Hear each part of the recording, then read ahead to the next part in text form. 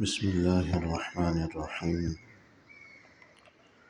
وعن معاذ رضي الله تعالى عنه قال: كان آخر ما وصاني به رسول الله صلى الله عليه وسلم حين وضعت رجلي في الغرز أن قال: يا معاذ، أحسن خلقك للناس.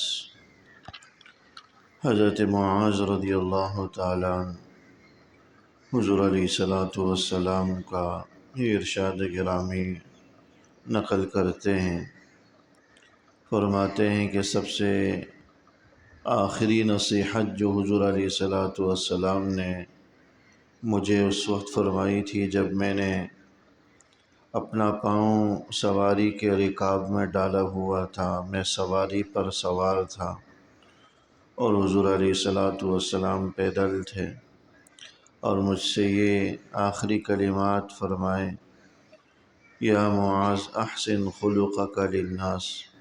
اے معاذ، لوگوں کے لیے اپنے اخلاق کو تم اچھا کرو، لوگوں کے ساتھ تمہارا رویہ اور تمہارے اخلاق اچھے ہونے چاہیے.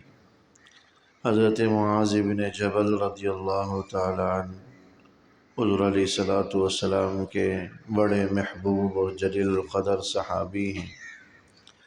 کم عمری میں ہی اللہ جل شانہ نے ان کو بڑا مقام عطا فرمایا تھا.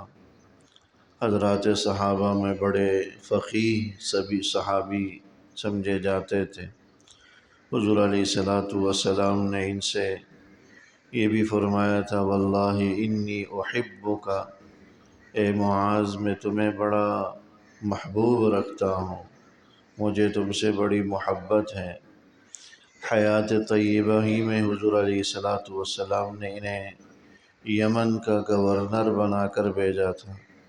حالانکہ یہ اس وقت بمشکل 20-25 سال کے درمیان کے نوجوان تھے، چونکہ 33 سال کی عمر میں تو ان کی وفات ہوئی ہے حضرت عمر رضی اللہ تعالی عنہ کے زمانے میں.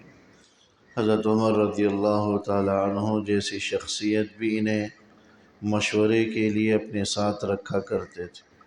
اللہ جل شانہ نے بڑے مقام سے انہیں نوازا تھا.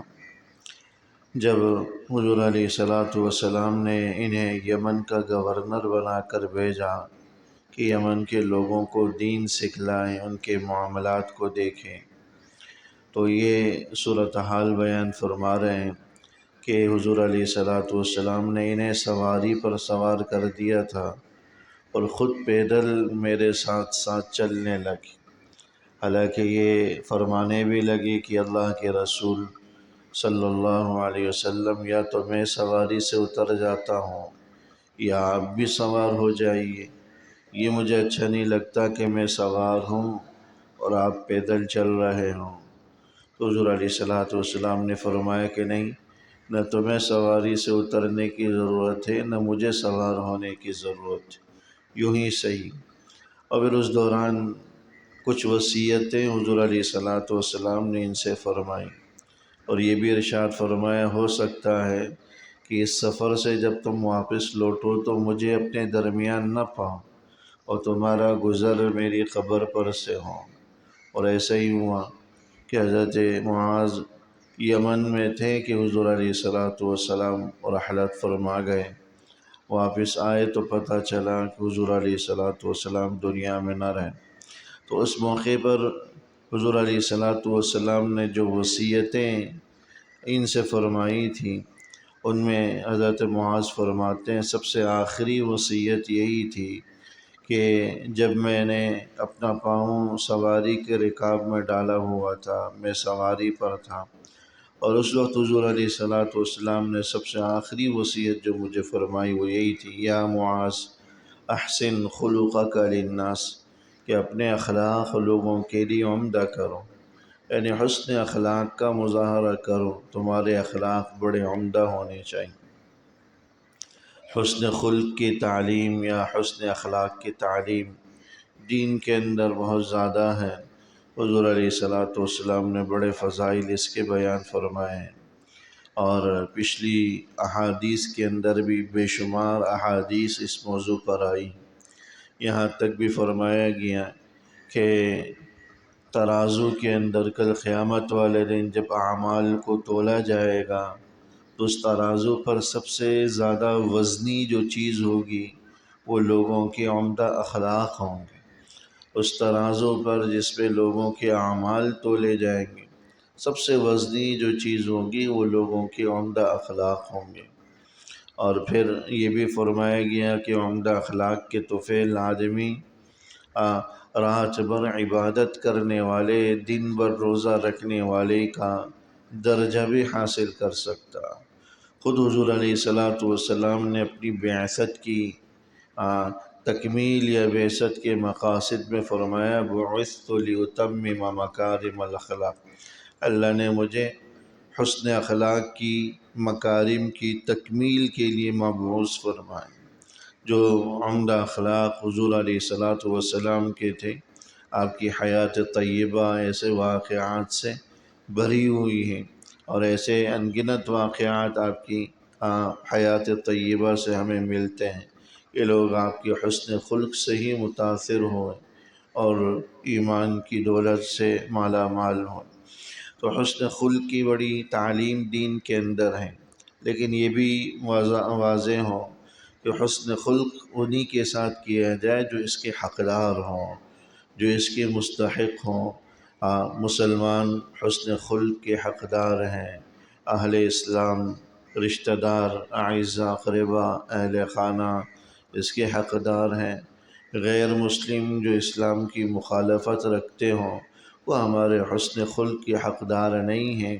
وہ ان کے ساتھ اس طرح دوستانہ رویہ رکھنا اور ان کے ساتھ ایسا تعلق والا رویہ رکھنا یہ درست نہیں۔ خود حضور علیہ السلام، خود حضرات صحابہ کی مدح میں قرآن کریم نے یہی فرمایا اشداء علی الکفار رحماء بینہم، یہ تو ایک دوسرے کے لیے بڑے رحم دل ہیں، ایک دوسرے کے لیے تو بڑے نرم ہیں، ایک دوسرے کے لیے تو بہترین اور عمدہ اخلاق والے ہیں، حسن خلق کا مظاہرہ کرتے ہیں۔ لیکن اشداء علی الکفار، کافروں پر بڑے سخت، کافروں کے لیے بڑے سخت ہیں، ان کے لیے نرم دلی کا مظاہرہ نہیں کرتے۔ تو جو حسن خلق کے اقدار ہوں ان کے ساتھ انسان حسن خلق کے ساتھ پیش آئے، اپنا رویہ بہترین رکھیں، اور جو جس کے حقدار ہوں، سختی کے حقدار ہوں، اس کے ساتھ وہ والا رویہ رکھیں۔ حسن خلق کا مطلب مداہنت نہیں ہوتا۔ مداہنت کہتے ہیں کہ بھئی ہر آدمی کی ہاں میں ہاں ملانا، بھلے وہ بات درست کر رہا ہو یا غلط کر رہا ہو۔ کہ کچھ لوگوں کی عادت تو یہ ہے کہ بھئی کوئی اگر غلط بات بھی کر رہا ہے تو بس خاموشی کے ساتھ اس کی بات سن لی، اس کی ہاں میں ہاں ملایا، اور جو ہے اس کی بات کی تصدیق و تائید کر لی، یہ مداہنت کہلاتا ہے۔ شریعت نے اس کو بھی پسند نہیں کیا۔ حق بات برملا ہر ایک کے سامنے کہنا چاہیے۔ ہاں اللہ کے کہ اگر اس سے کسی قسم کے فتنے یا فساد کا اندیشہ ہو تو آدمی خاموشی اختیار کر لے، سکوت کر لے، لیکن اس کی تائید و تصویب سے گریز کرے۔ لہذا ہر ایک کی ہاں میں ہاں ملانا، بھلے وہ غلط بات ہی کیوں نہ کر رہا ہو، بھلے وہ ناجائز بات ہی کیوں نہ کر رہا ہو، بھلے وہ کسی کی حق تلفی ہی کیوں نہ کر رہا ہو، کسی پر ظلم و زیادتی ہی کیوں نہ کر رہا ہو، تو شریعت نے اس کو بھی پسند نہیں کیا، اس کو بھی ناجائز قرار دی۔ تو جہاں حسن خلق کی ضرورت ہو، عمدہ اخلاق کی، اور سامنے والا اس کا حقدار ہو، اور کسی قسم کی ظلم و زیادتی پر مبنی بات بھی نہ ہو، تو اس حسن خلق کی بڑی فضیلت ہے، بڑے فضائل ہیں، اور ایسا آدمی اللہ کے نزدیک اس کے رسول کی نگاہوں میں بڑا محبوب اور پسندیدہ ہوتا ہے۔ اللہ جل شانہ عمل کی توفیق نصیب۔ ربنا تقبل منا انك انت السميع وتب علينا انك انت التواب الرحيم، وصلى الله تعالى على خير خلقه محمد وآله وصحبه اجمعين، آمين برحمتك يا ارحم الراحمين۔